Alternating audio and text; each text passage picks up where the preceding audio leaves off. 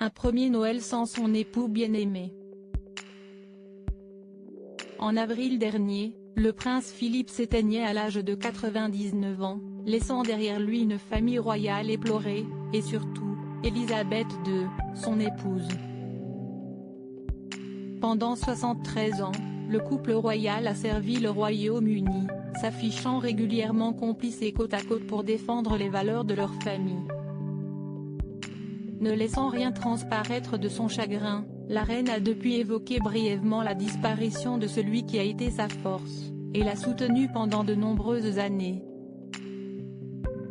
Mais à l'occasion de son discours de Noël, elle a laissé de côté le Never Complain, Never Explain, pour partager la peine que lui a provoquée la mort de son époux.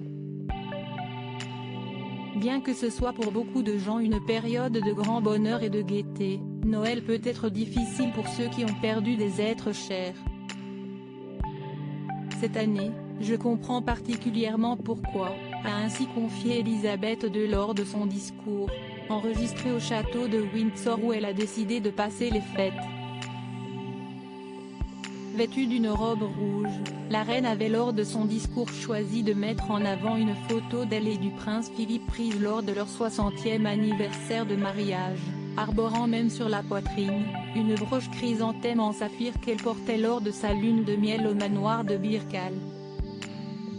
Le rire familier du prince Philippe manque à Élisabeth II. La monarque de 95 ans a également assuré avoir tiré un grand réconfort des nombreux hommages qu'elle a reçus depuis le décès du duc d'Édimbourg en avril dernier.